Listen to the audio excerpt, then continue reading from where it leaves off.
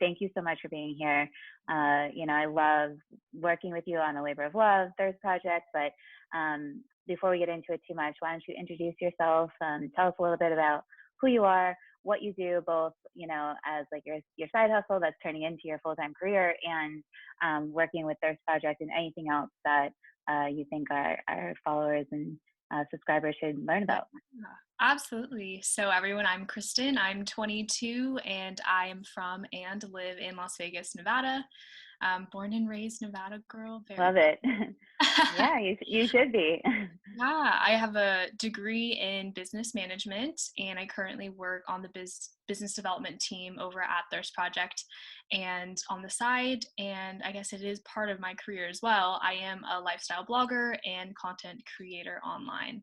So it's exciting just to see what Haley's doing with the Labor of Love and your entire team. It's such a dream to see people moving into the space of being socially conscious for-profit businesses and see how companies can tie in causes and movements into what you do. So that's how Yeah. she and I were connected. I fell in love with what she was doing and we Thank you. became friends instantly. So I'm just stoked to be here today. I love talking to you so much. Yeah, no, thank you for saying that. And it's kind of, while we sidetracked a little bit in the beginning, it kind of goes hands in hand, right? Like we want to create a world that is more equitable for everybody. And I think that that's what a Labor of Love stands for. That's what Haley Camerata stands for. That's what Kristen stands for. That's what Thirst Project stands for. And I know that you kind of integrate that in all areas of your life, which is why we get along so well. Yeah. So, for someone so young, I've told you this a million times. It's just amazing the way that you carry yourself, the way that you view the world, and the way that you try to share those views with everybody. So, I I appreciate love you. that. Yeah, yeah. So, for those that don't know me, I'm just going to introduce myself. I'm Haley Camerata. I'm the CEO and founder of A Labor of Love, which, if you've gotten to this point, I hope at this point that it is an e-commerce platform rooted in, good intention and creating possibilities for people to live the life that they've always wanted to live, and to know that they can do that and pay it forward outside to the rest of the world. And, Kristen sort of already touched on how we got to know each other, but the Thirst Project is our nonprofit organization. So up to 5% of all of your purchases go to the Thirst Project, which is a youth-based clean water initiative in various countries all over the world. So I'm super excited to have Kristen on and to kind of touch on what I think is a really fun topic, which is, goal setting and sustainability, and how that intertwines together for people like Kristen and I. How, I know for me, when I'm creating goals, I'm always creating a conscious effort to look outside of myself and how that could look. So, well, first of all, let's talk about your 2021 goals. What are some things you've got on your list? Yeah.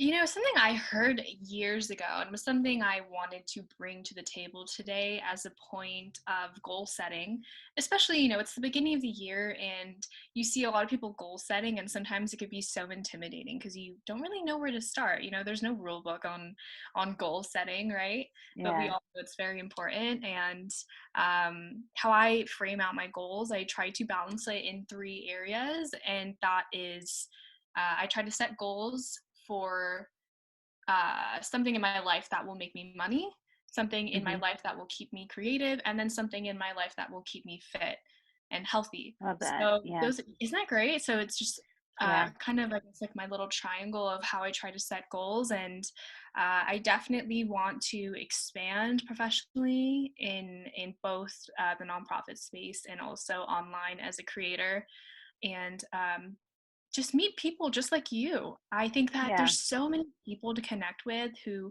are moving towards a more conscious and intentional life, and I just want to meet more Absolutely. people and network more. And after college, I really wanted to pursue my creative passions as well. So I definitely want to write more. I love writing. Hmm. I think it's so cathartic. I love it. And the health goals, I'm trying to get outside every day. I mean, it'll be Yeah. funny watching this video years from now in post pandemic life, but right now it's kind of a foreign thought for me to, I guess, work out regularly. If I'm being Got transparent it. with Yeah, everyone, please. the work from Uh-huh. home life is not, it's very hard to make an active and conscious decision to go outside because Yeah. technically by all means, like, when I work from home I really don't need to, but it is so important. I see the sun, and whether I'm just walking around my neighborhood or something, it's just so good for your mental health too. So Yeah, no, getting outside, I mean, we, I guess, took it for granted, or at least I did, pre-COVID. And now, to your point, just getting outside, I think for some people, it feels hard. And I think one of the things that I think about when I'm, creating goals or working towards goals or taking the steps to accomplish goals, it's, things don't have to be hard. And like we choose hard, right? We choose things to be hard. So I'm really glad that you used that word. And, I love to do this kind of like coachy type of language. But, totally. just for anyone out there, like if you're working towards goals and they feel hard, they don't have to. And I think, when I put out a 2021 post, it was really about that. Like, how do we create intentions that we choose to not be hard? And that is kind of, I've always talked about what a labor of love is. And it's really doing something because you love to do it, not because the reward at the end or the challenge that might come along with it. So I think it's great that you use that word so that we could sort of dive into it. But Yeah, on the other side, yeah, on the other side of your goals, fill us in a little bit of like the tactics and how you accomplish them. Because, like you said, it can be overwhelming when you step into not just a new year, but like what are the things that I want, and just pressing the go button or taking that first step can feel overwhelming. absolutely. So what are some of the tactics that you do to sort of keep yourself in line and to make sure that you're sticking to the goals that you set? Totally. Yeah. I mean, I think I have two answers really to that question. I think that the first one being, and I actually wrote this online on Instagram, and people loved it. And I'm like, I'm happy I'm on the same boat as a lot of other people. And Yeah. I wrote out that in this year, I'm going to make a list of things I do every day and a list of things that make me happy, and I'm going to adjust accordingly. So I think that's my Love first that. answer, and that really plays on to what you had just said, which is what are the things that we love to do? What are things that don't feel like obligatory, but rather they are something that we choose to do and actively Yeah. choose to incorporate into our everyday life? And I think the second part to my answer is that it actually just escaped my mind. So I talked about The list. making a list. Oh, it was on the tip of my tongue. Oh, discipline. Discipline. I think Discipline. discipline is huge. Yeah. It's something I learned in college, ironically, because I feel like that's typically when life is a little bit more messy and as a young adult. And I learned that in college a lot in terms of that part of my life was very goal heavy in the world of like Yeah. my academics and my pre-professional life, like what can I do in my everyday life as a 20 something year old to set me up for post grad and the real world. And so I think my biggest tactic overall for reaching my goals is discipline. If I Yeah. say I'm going to do something or accomplish something this year, I want to do it and I will do it, Yeah. even though I might have doubt in myself or people might doubt me. I've come to the realization recently that sometimes, even though I do come off as someone who's confident most of the time, there are Hmm. spaces and there are conversations that I know I'm not super confident in. And I think that's just something we inherently struggle with as human beings. But I will say, and I will claim that I am a very daring person, and that even though I might not always be confident chasing certain goals, I will still commit to it and see how far I can go and push myself. And Yeah. it plays a very big part into that. Yeah. So risk taking, right? It takes a Yeah, certain level of risk taking. And I think, Obviously, there are people that are more comfortable with taking risks, and what might feel like a risk to me might not feel like a risk to you. And Right. so, but you brought something up that I thought I wanted to go back on and just touch on, sort of like keeping your word to yourself, right? Yeah. And I think a large amount of people out there probably can relate to saying X and doing Y, right? And so we set a goal, we set an intention, whether it's waking up in the morning at the time we set our alarm for, and like hitting that snooze button, right? That snooze button Totally. is that first step to like not, keeping your word to Yeah. yourself. So true. So it's obviously rooted in integrity, right? Like being in Right. integrity to yourself and to your goals and to the things that you want to accomplish. So um, I try every day. It doesn't always work, and that will bring us to the second question, which Right. is to say X and have X happen. But sometimes life happens or things come up, and that might sound like an excuse or whatever, and sometimes it is.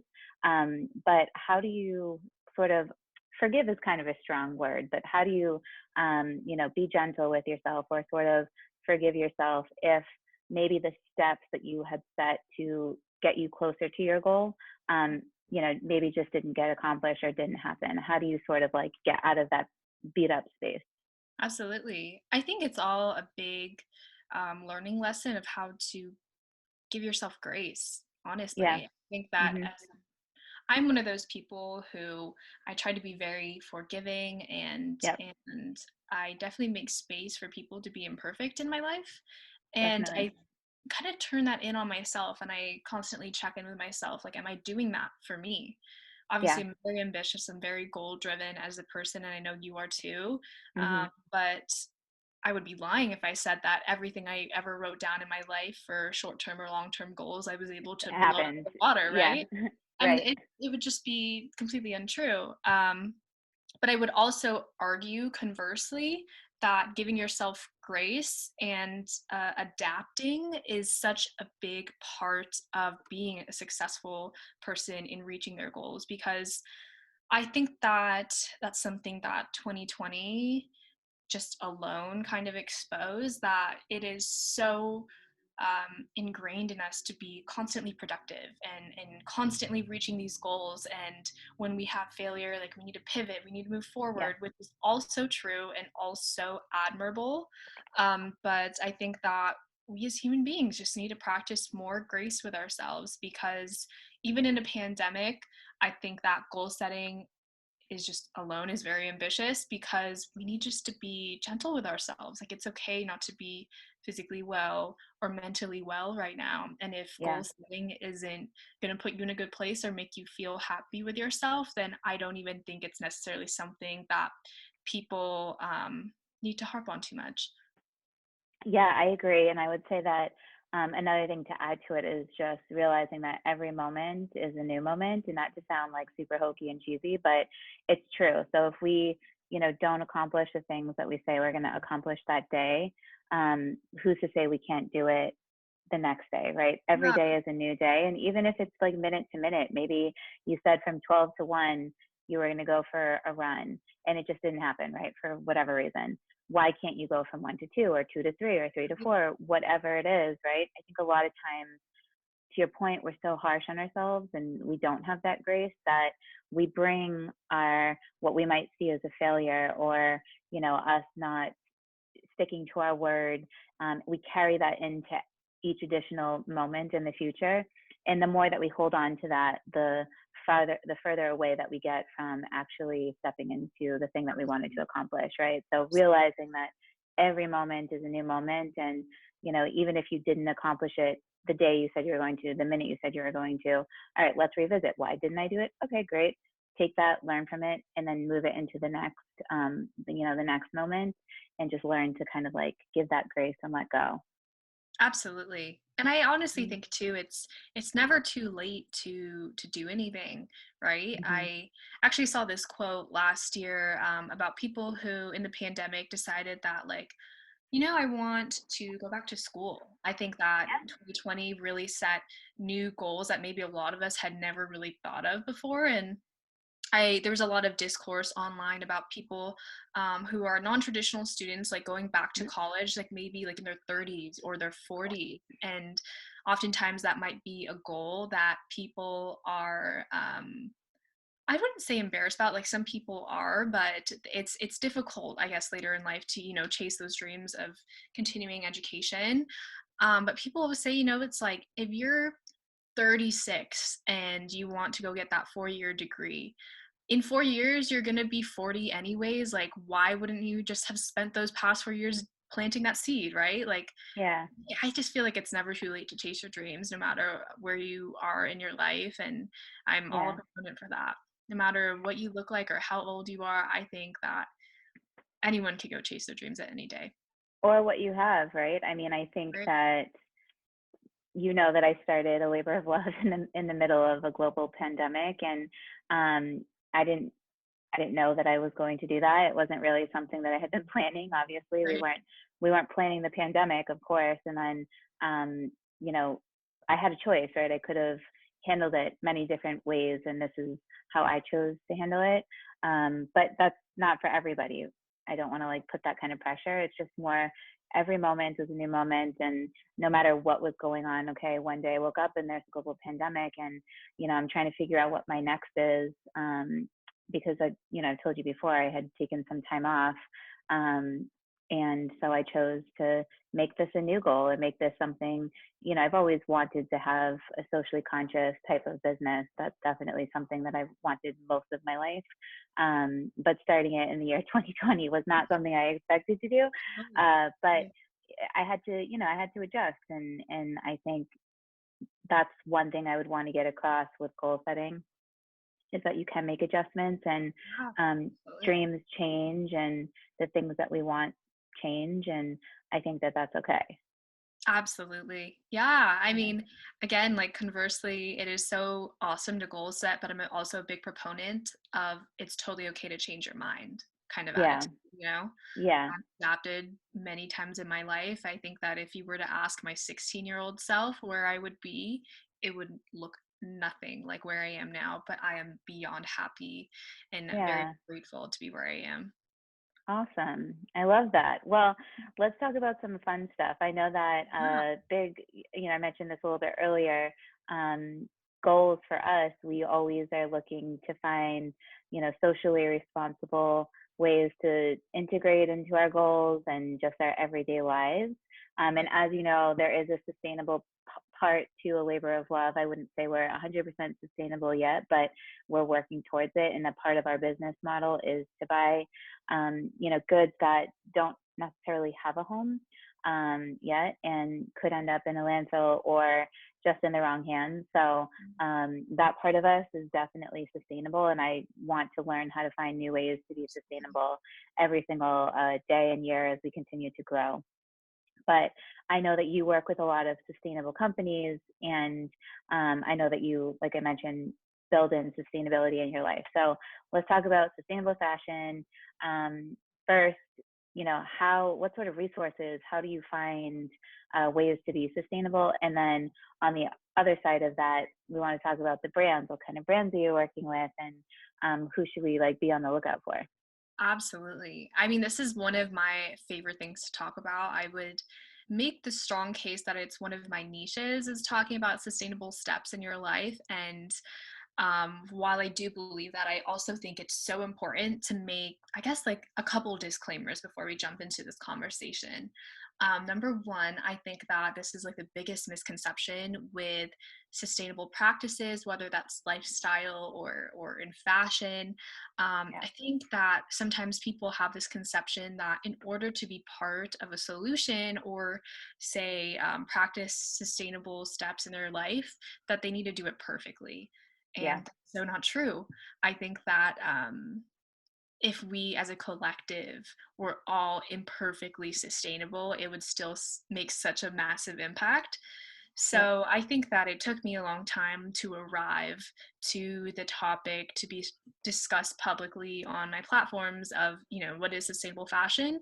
Because admittedly, I was so afraid of being, I guess, like imperfect about it, right? Like Yeah, not everything I 100%. yeah, like not everything I own, not everything I post that I'm wearing is sustainable. So admittedly, I was afraid No. to, I guess, put my face on that topic. But as I connected with more people in this world of people who are so educated on sustainable practices in companies and fashion and life and food, um, I learned that the best thing is to be involved imperfectly. It's so much better than nothing, to be quite honest.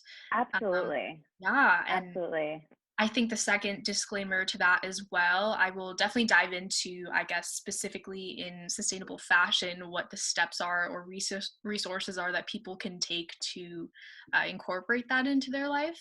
But I think it's also so important to for people to understand that to shop sustainably or for brands that create products that are sustainably and Hmm. ethically made, sometimes those aren't the most affordable, and Yeah, so or find. I will always say that although I do like to be, I guess, a spokesperson or advocate of sustainable fashion, it is to be said that it is definitely a privilege to partake in, I guess, this lifestyle, you could say, and It I is. definitely understand and acknowledge that. So, No, I think that's a huge acknowledgement because it's very true. So I want to touch on that, but before, just so that we go in order with what you were saying, doing it perfectly versus imperfectly or whatever, I had the same feeling. The brand, when I was working with brand managers and different types of marketing people, they wanted to keep using the word sustainable, and I was like, ooh, I'm a little bit scared because we're not doing sustainability in a perfect way, right?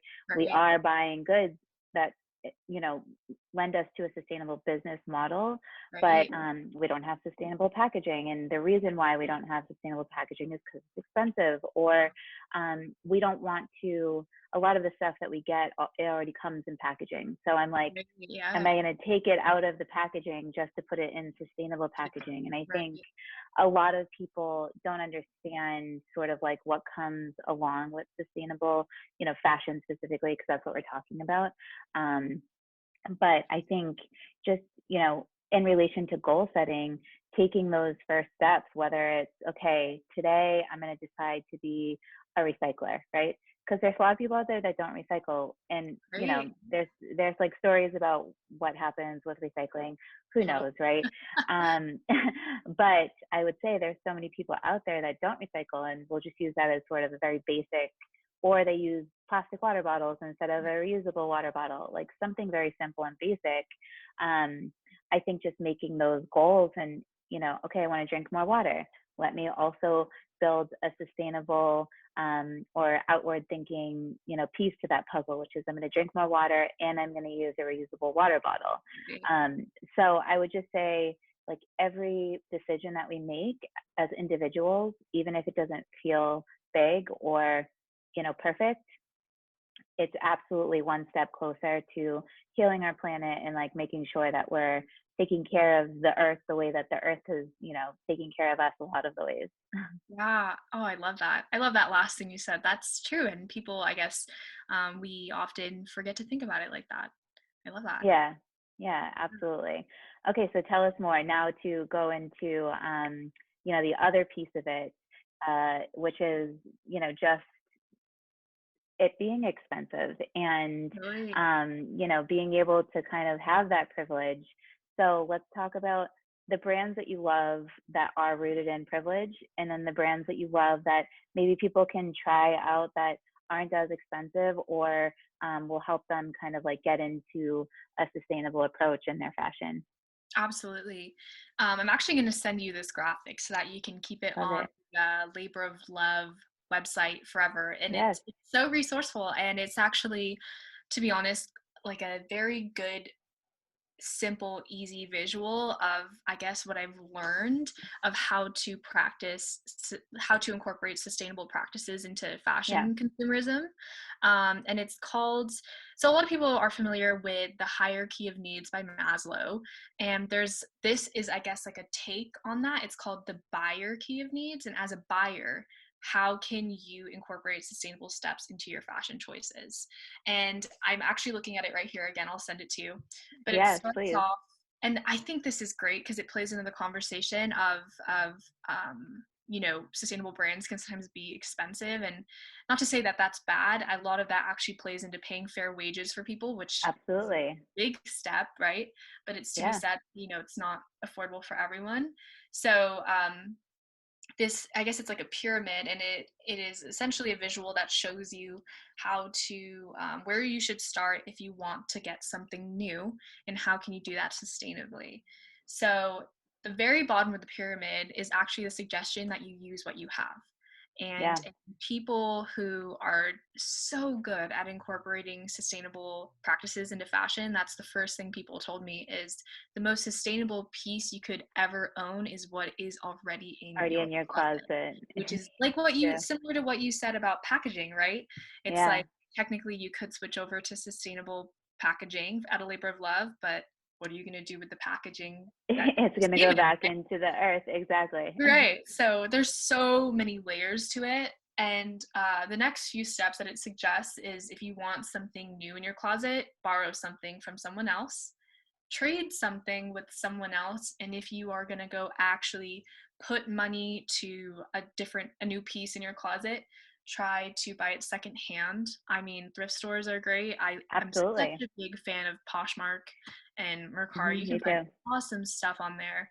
And if you are looking for something new, they suggest that you make it or buy it from a handmade artisan, people who, especially small businesses, this is very popular, people who literally make clothing by hand. Those are awesome people to support. And then the very tip of Absolutely. the pyramid, the very last step, is to buy that piece new. And then Hmm. that kind of starts a whole nother layer of steps of like where to look for sustainable brands, right? Right. And you mentioned for me to talk about some of my favorite sustainable brands, and I'm actually wearing one of them right now. I work with and represent Make the Label, which is one of like the biggest uh, brands known for being sustainably sourced and ethically made clothing, and they are awesome, and they've taught me a lot as well as a Yeah. brand. And some of the other ones are 4 Days. That's another brand, and they actually have a circular life cycle for their clothing. So they are not only made ethically from sustainably sourced product, but you can actually send back clothing you've bought from them, and they essentially use that material to make new clothing. So it's like a closed circular. Wow. Isn't that fascinating? That is so cool. That is so fascinating, right? It's so innovative Yeah. and needed in this world. Um, if you're a fan of activewear, a really good one is the Girlfriend Collective, which is very popular. They make their athleisure and their athletic wear from recycled water bottles, which is Hmm. awesome. And they're very cool. They're very cute as well. And then two other ones that I love. One is denim company called Boyish Jeans, Hmm. and one thing that's very cool about them is their packaging is it comes in a box that they actually reuse. So after you receive their jeans or whatever you might buy from their lines, has a mailing sticker so that you actually send the package back to them, and they use it So again, cool. which is Yeah, awesome, that's right? amazing. Yeah. Yeah. And the last one is a jewelry brand called Ana Luisa. They actually Mm. try to use as many recycled metals and materials in their jewelry as possible. And I think that So is cool. great because we're starting to see like the jewelry market kind of like Yep. arrive into sustainable practices, which is not something people think of right away. Like, oh, like jewelry, like how can we make this more sustainable, right? And yeah, it's awesome. It's Yeah, awesome. no, I love that. I mean, to be completely honest and transparent, I am still learning myself. And, you know, Totally. when I added this layer to the business model, kind of opened my eyes to a lot of things. And we work with some brands like DL 1961, which is super water conscious, and they definitely are, looking to do the same type of mindset, which is, being socially responsible and thinking about water conservation and how they can make premium, amazing denim using less water, and they've done a great job at accomplishing that. So we're super, fortunate to have a brand like that. And I think a lot of the brands that we work with, they're finding new ways to bring sustainability into their manufacturing, and then bringing on a retailer like me and saying, okay, we do have this extra stuff, right, hanging out in our warehouse, and let's work with the labor of love so that we can be part of the solution. So I love all of those ideas, and we'll definitely make sure that we link all of them Absolutely. in the blog post and in all the social. So yeah, no, I love those brands. I can't wait to check them out. And definitely, I'm always looking for new ways to build sustainability into my own daily practice. And I think one thing I wanted to touch on what you said is taking things from your closet and remembering the things that you already have. I go through my clothes consistently, but I have a lot of clothes, and I think and again, I'm a completely honest person, still learning this sort of sustainable lifestyle. So I always try to make sure I donate at least every 3 months. Like, let me put a bunch of stuff in my in a pile and either send it to a friend who I think would give it new life, or bring it to Goodwill, or someone else that might need it, bringing it downtown and just like helping the people that are on Skid Row. Um, so Absolutely. I have some friends. My friend Melissa, she actually is amazing at not buying new stuff and just recreating new ideas and with the clothes that she already has. So always looking to her to give me tips on how to do that. Yeah, But I love that idea. I love that idea. that's cool. Yeah. So I think I don't want to keep you too much longer, but just to kind of like wrap it up, I know we've jumped on a couple of different topics, both in goal setting and in this idea of sustainable life, but specifically sustainable fashion. The reason why I think that these two topics, especially through a labor of love, come together is because I'm constantly preaching is that we can have all of the things that we want, and we can do good on the planet. And I think that when it comes to setting goals, I love that you break it up into 3 categories. I break it up into 6 categories, which I'll tell you about later. I love But that.